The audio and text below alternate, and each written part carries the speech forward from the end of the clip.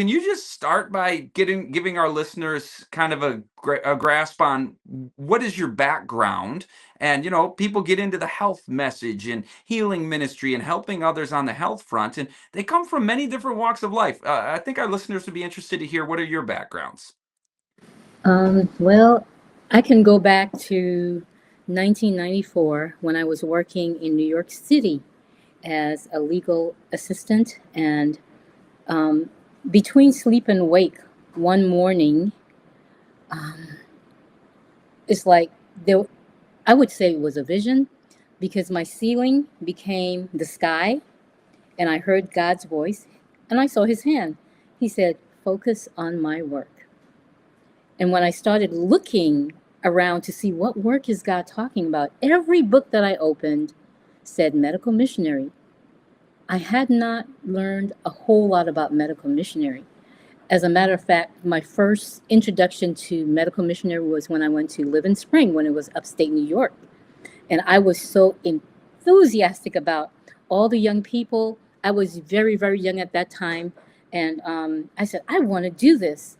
And it was years later when that vision came and then Hmm. said, focus on my work. So every book that I opened said, medical missionary. So God was reminding me of my first enthusiasm about that work. And every book that I opened, even if it was a secular book, I would open it to a story. I remember this clearly. It was a story about a medical missionary that went over to Africa.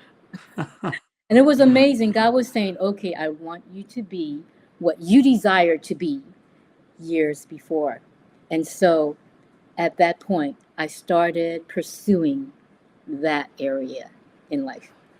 It reminds me of how Jesus said even the stones would cry out, right? Mm-hmm. And the Mm-hmm. children of this world in their generation are wiser than the children of light. You're reading secular texts that Yes, are even providentially used by the hand of God to lead you that's and right. guide you into this work. That's incredible. The stones are crying out from the secular world. Eric, Amen. tell us about your background. That's incredible, by the way, Muriel. I appreciate that a lot. That's a really amazing testimony. God is amazing. True. Yeah. So my beginning really goes back to my grandfather. My grandfather was a pastor, and he was also a medical missionary. And he taught and trained people. And this was back in Trinidad. He was the first pastor to actually work in Trinidad, and he rose up the first 11 churches there. And he taught people. He would bring it into their house and teach people how to do medical missionary work, as my wife was talking about. And so it's kind of in my blood. My mother was a nurse, and I remember at the age of 15 years old, I was asked to assist uh, working with a gentleman who was actually a pastor himself when I first moved to Alabama, who had cancer. And so I came in and I assisted a lady who was from UG Pines, and I helped with this pastor who had cancer in my early age of 15 years old, going Hmm. every day, helping, assisting, and it continued with other people. And it has been a drive to work with people. My mother, again, because she was a nurse, she worked with people all the time, and I was with her quite a bit. And so I know that rubbed off on me, and I had developed, or God gave me that love and desire to work with people and their health to help them to get better. And I remember the Lord taking me one weekend. I was at a friend's house, and he was sharing with us the work that he was doing, helping people. And he showed videos of different people he worked with. And from that point forth, I knew this was the work that God had for me to do.